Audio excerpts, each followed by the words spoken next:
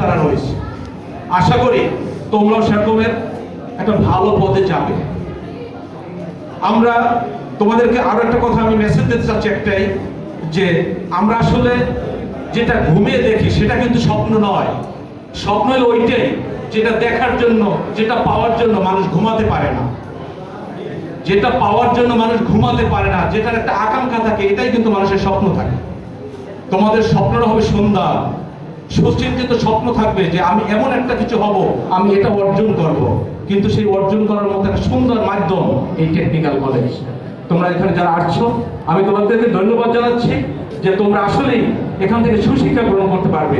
এখানে যে principal madam রয়েছেন, সে সুদক্ষ মানুষ।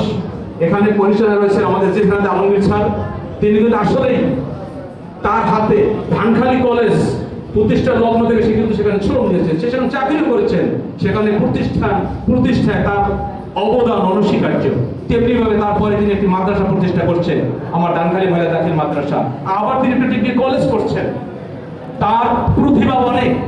এরকমের গুণী ব্যক্তিকে আমরা যদি সম্মান দেই, আমরা তা যদি মূল্যায়ন করি, তাহলে দেশে আরো গুণীজন বৃদ্ধি পাবে।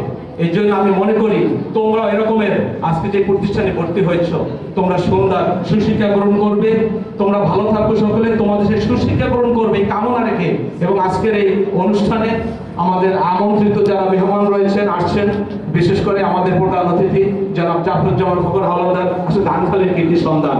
আজকে আমরা এমন একজন ব্যক্তিকে পেয়েছি, এই ধানখালীর কীর্তি সন্তান, যিনি আজকের এই ধানখালীবাসীকে নেতৃত্ব, ধানখালীকে নেতৃত্ব দিচ্ছেন না, গোটা উপজেলাকে নেতৃত্ব দিচ্ছেন, এবং ঢাকা সহ আমাদের এবিএম মোশাররফ ভাইয়ের শ্রদ্ধাভাজন নেতৃত্ব কিন্তু আমাদের মাঝে আজকে আমরা তাকে পেয়েছি। আমি কৃতজ্ঞতার সাথে স্বীকার করছি যে ধানখালী মহিলা দাখিল মাদ্রাসা কিন্তু সেই মোশাররফ ভাই আমার এমপি ভুক্ত করে দিয়েছেন, আমি তার নিকট কৃতজ্ঞ। আমাদের সাথে তিনি মাদ্রাসা বোর্ডে গিয়েছেন, আমি আলমগীর স্যার আমরা গিয়েছি, বিভিন্ন অফিসে তিনি আমাদেরকে নিয়ে গেছেন, আমাদের চলার পথে তিনি সুগম করে দিয়েছেন।